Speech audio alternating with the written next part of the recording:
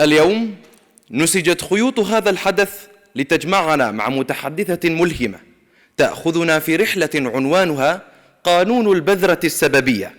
ستحدثنا عن قوة المعرفة، تلك الخيوط الخفية التي تربطنا بذواتنا وبالعالم من حولنا، وكيف يمكن لهذه الإدراكات أن تحررنا وتنسج لنا مستقبلا مشرق. نرحب بالفاضلة غالية الخالدية التي ستضفي على هذه الخيوط ألوانا من الحكمة والنور.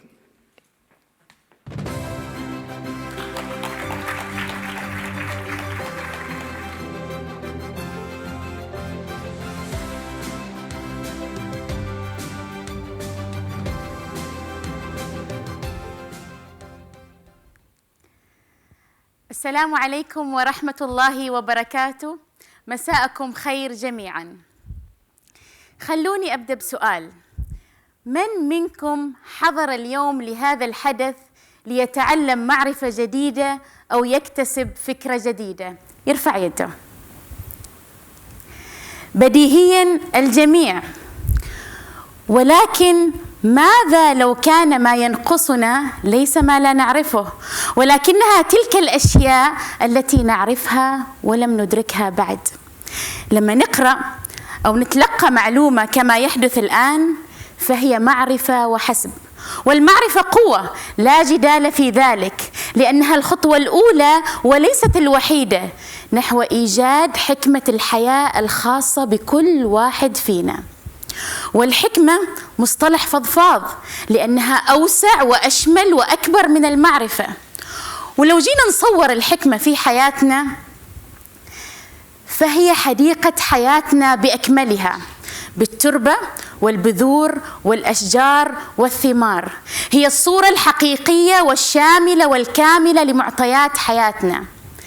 لذلك خلونا نبدأ بما هو أقل من الحكمة، المعرفة اللي اكتسبناها طوال حياتنا وحتى اللحظة. وين موقعها من حديقة حياتنا؟ هي تربتنا الخصبة المليانة ببذور أفكارنا.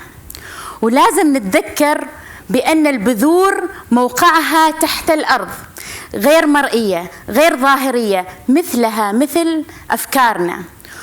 والبعض يملك من بذور الأفكار الرائعة والخارقة والإبداعية، فليش أحياناً فلان يملك هذا الكم الفاخر من بذور الأفكار؟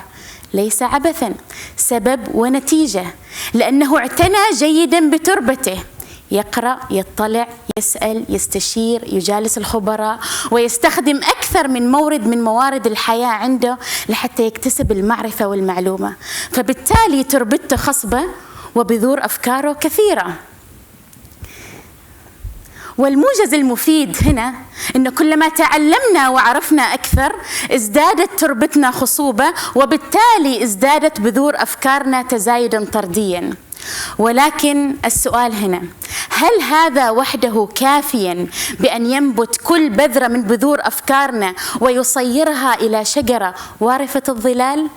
لأن في قانون الزراعة التربة الخصبة ليست من الضروري أن تكون منتجة، ولكن التربة المنتجة لابد أن تكون خصبة. فالسؤال الجوهري هنا: ما هي القوة الخفية التي بإمكانها أن تنقل بذرتنا أو الفكرة الغير ظاهرية من موقعها غير الظاهري لتتحول إلى شجرة ظاهرة نلتمس قوتها ونلتمس نتائجها في واقع حياتنا؟ أنا أعرف أني لازم أبدأ أدخر وأستثمر، لكن بعدني ما بديت. أنا أعرف أني لازم أبدأ أمارس رياضة وأبدأ نظام غذائي صحي وأبدأ أقلل سكريات، ولكن ألقاني بعد كل يومين خربتها. أنا أعرف أني منخرط في علاقة سامة، لكن لا زلت في دوامتها. المعرفة موجودة والفكرة واضحة، إذن ويش اللي ينقصنا؟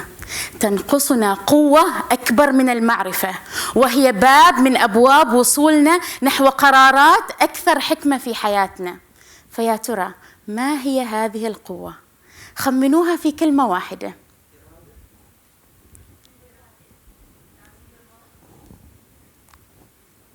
الإدراك. أن أدرك المعرفة أعظم من أن أكسب المعرفة، لأن الإدراك يعني أن كل حاسة من حواسنا استقبلت هذه المعلومة بالذات وتفاعلت معها شعورياً. بالمناسبة، أن تدرك معلومة لا يعني أنك للتو اكتسبت معرفة جديدة، لا، قد يكون تلك المعرفة موجودة فيك مسبقاً، وهذا احتمال وارد، ولكنها كانت في حالة ركود. أنا أعرف ولا أفعل، أو أنا أعرف وأفعل والنتيجة لا ترضيني فأتوقف، أو أنا لا أعرف بأنني أعرف من الأساس. الإدراك يأتي ليغذي البذرة وهي الفكرة ويقويها ويخرجها من حالة السبات إلى حالة النشاط ويخليها جاهزة للإنبات.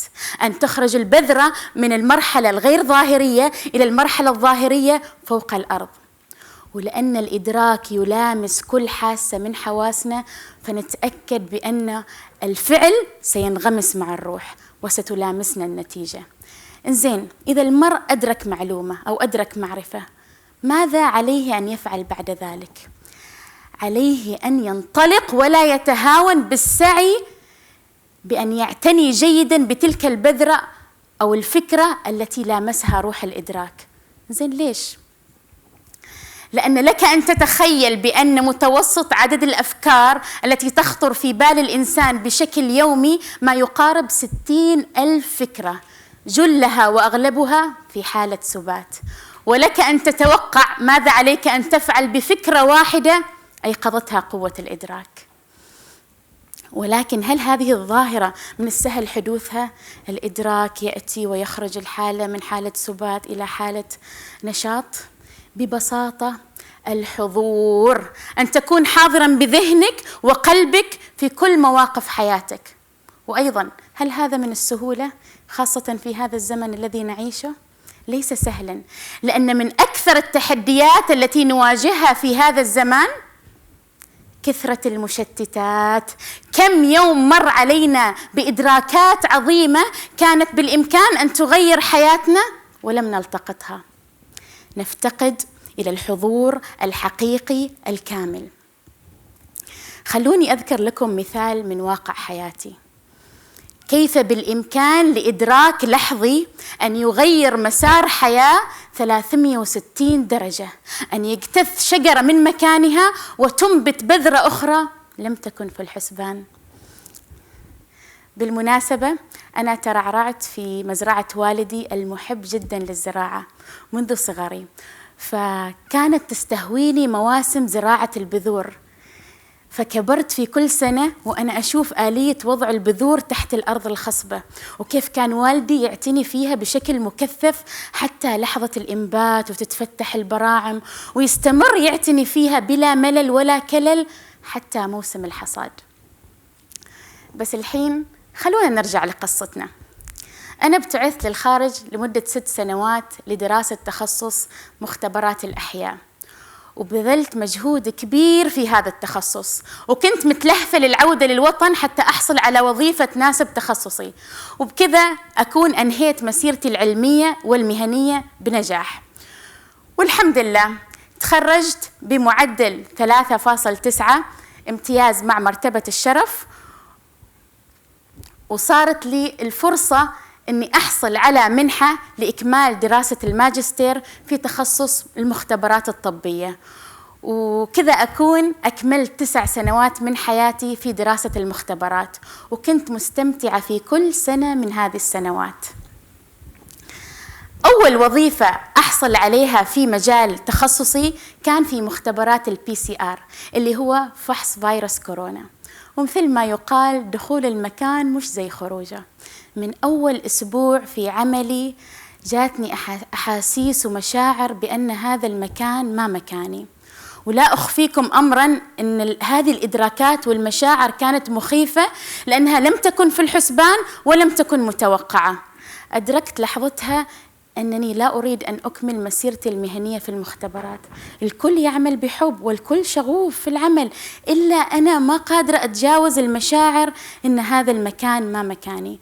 فبدأت أخبر أهلي بهذه المشاعر وبقراري بالترك، وال9 سنوات امتياز مع مرتبة الشرف. الإدراك إذا حل على شخص حتى لو كانت الأسباب الظاهرية توحي بعكس ذلك، فالإدراك هو المحرك.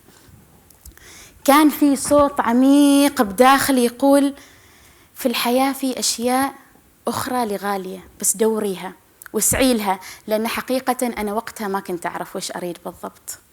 فاستقلت من وظيفتي وتركت العمل نهائيا في المختبرات عن قناعة ورضا، وبدت أفكار تراودني بأني أتقدم في وظيفة إدارية أو أفتح مشروعي الخاص، وظيفة إدارية أو أفتح مشروعي الخاص.